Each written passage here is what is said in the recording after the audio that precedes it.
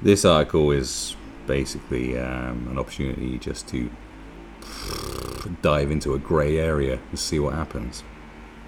It says sperm donors are not dads. We need more clarity around what constitutes a parent, says Margaret Ambrose.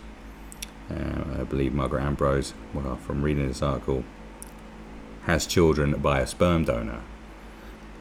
Just so you know where she's coming from in this whole debate. So a recent court case is a cautionary tale about the dangers of entering into private parenting agreements with friends. Well, you know that's going to present problems anyway. I believe that's her with her kids. So my daughters Greta and Aurora, I think the names will also suggest a lot about where this woman is coming from as well. They may only be 8 and 7, but they know this to be true. A donor isn't a dad. How do they know this to be true? Because you told them it's true. Doesn't necessarily mean it is true. Believe it or not, even the truth is subjective. Yes, that's a deep thing. Yeah. As donor-conceived kids, they have been taught that they have a donor, a special man who helped me become a mummy, but he is never referenced in any way as a father because he's not. Yes. Well, why did you see the necessity to have 2 children with a sperm donor? Why did you need children and not a man? I don't know.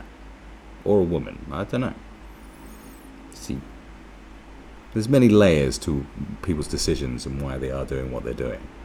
You know, I want to know more about you before I start listening to your points of view. Legally, he is not their father. His name isn't on their birth certificates, and he has none of the rights and responsibilities of a father. Emotionally, he is not their father either. The kids have never even met him. I understand it's easy to casually confuse donor and dad. I often hear friends and family say things like, Greta and Rory's father is a donor, and I always correct them. No, they don't have a father, they have a donor. Well, what an awful thing to say. I'm going to put it out there. What an awful thing to say that you don't have a father at all. You have a donor. And to be as clinical as that about that. Not to have a father, look, lack of father figures in people's lives is problematic. There's so many absent fathers out there as it is. It seems always weird to want to, to go full hog and just say, yeah, I'm going to have, I choose to have absent fathers in my children's lives. Like, it was my choice. But look, legally, he is not their father, right? Emotionally, he's not their father, right? It's just a sperm donor, all right? That's all very well and good when you've had sperm donated, and you go, oh yeah, well he's not their father, blah blah blah blah blah blah blah. It's like, yeah, well, all right. So what about when you knock someone up? When you've got someone pregnant just from having sex. So you have so you've got a guy who's donated sperm, who knows that this is going to produce a child. And then you could have sex with someone you barely know, and then they have a child and they decide to keep it. And then suddenly you are the father. Oh, you are the father. You're definitely the father. There's a paternity test and you turn out to be the father. Right? Well, you're paying for that shit. You're paying. You are responsibly, by law, paying to be a father. It's all down to a woman if a woman decides to keep a baby or not keep a baby. Father doesn't really have a say in it. So, a woman, you could be well up for being a father, and the woman's like, no, getting rid of it. Got to put up with that. Or you were like, no, I can't be a father. Are you mad? No, you have to, because I've decided to keep the baby.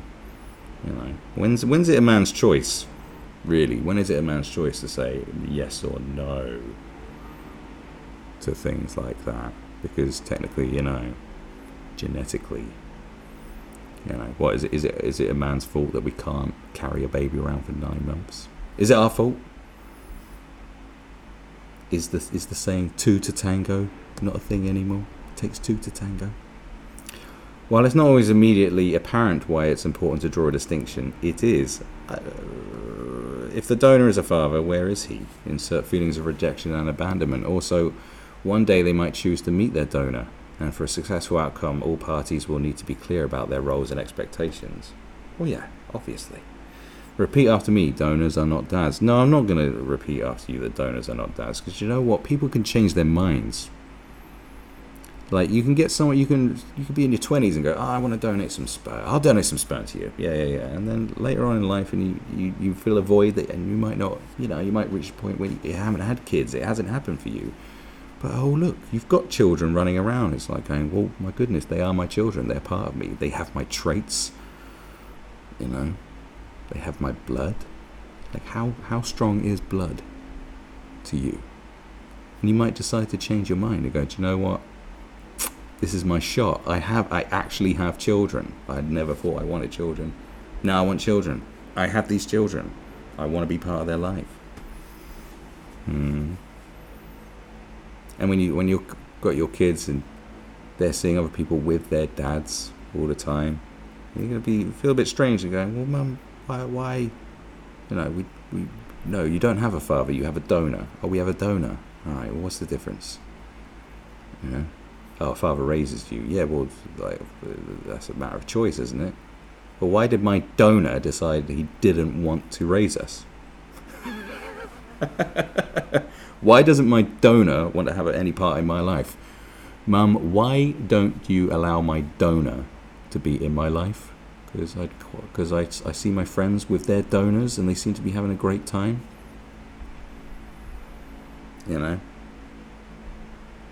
Can my donor teach me how to be a man? Can my donor protect me from all the boys?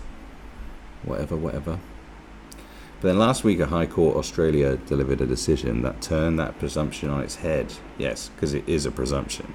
Like I said, it's not entirely true and not entirely false. The case involved a dispute between Robert Masson and Susan Parsons, court pseudonyms. Well, why do they give them? Just call them A and B, for goodness sake. It's a waste of words. Masson and Parsons, I don't even want to refer to them as Masson and Parsons. It's not even their real name. Like, you've created these characters for me that don't exist. They had been friends for decades, and when in 2006 they agreed to create a baby, the arrangement was private and informal. Masson was listed on the birth certificate, and although the child lived with Parsons, Masson played an active role in her life. She called him Daddy, had sleepovers, and he attended school concerts and other activities. Then Parsons and her wife, whom she met and married after the child's birth, decided to move to New Zealand, and Masson took legal action to prevent being separated from his child. Well, I think that's very different to your situation where it's like, that's the donor. You ain't having nothing to do with it. He was called Daddy. He was actively in their life. So a bond was established there, right? So in 2017, the family court handed down its decision recognizing Masson as a legal parent based on the Family Law Act of 1975, noting Masson's intention at the time of conception and his subsequent involvement in the child's life. The mothers appealed to the full bench of the family court, arguing that actually state law applied in this situation, the NSW Children's Act of 1996, citing the section that states that when a woman conceives a child via fertilization procedure with a man who is not her husband, that man is not her father. Not the father. The full court agreed, and Masson was presumed not to be the father. What the courts in this case were actually debating was the question of which jurisdiction creates the laws on donor conception, state or federal. Masson appealed to the High Court, which last week ruled that he was the child's father based on the ordinary accepted meaning of the word parent. The High Court ruled what is deemed to be the best interest of the child, a standard that is applied in disputes around parental roles and donors in most Western countries. Put simply, the child considers Masson to be her dad. But what does it mean to the donor conception community? Oh God, there's a community now. Essentially, the definition of parents has been found to include sperm donors as long as they meet the definition of parents. What this doesn't mean is that all sperm donors are now considered dads. There is no need for sperm donors to freak out that their offspring will show up demanding inheritance and to call them dad, and there's no reason for mums to fear a stranger suddenly demanding contact with their child. In the case of my daughters Greta and Aurora, their sperm donor is unknown to us and has never played any role in their lives at all, let alone parental roles. Their sperm donor is unknown to us, so you don't know who he is? It just seems very bizarre. It's just, I don't know, it's a weird one for me. It's a different story for those families who have used known donors, and that may be troubling for the thousands of Australian families who have relationships with their donors. The accepted wisdom is that knowing their donor and having some connection with them can greatly benefit a child's mental and emotional development. The concern is that following the High Court decision, parents may limit, cut off, or deny relationships with sperm donor for the fear that they may at some stage assert their role as a parent. At the very least, this case is a cautionary tale about the dangers of entering into private and informal parenting agreements with friends. I felt very safe and comfortable accessing donor sperm through a clinic because I knew the clinic had covered all legal bases. My children's sperm donor has been counselled and has signed documents stating that he understands that he is a donor and the rights and responsibility that entails. I also had counselling and signed documents. There are no grey areas. Legally, there's no grey areas, but shit changes, do you know what I mean? Just because it's legal doesn't mean that it's the best thing that's going on, does it? Like, how much do they pay for sperm donors? Do you know what I mean? Like, the people are out there like going, oh, I need some cash. I'm just going to whack off in a cup, get some money. You know? I don't know.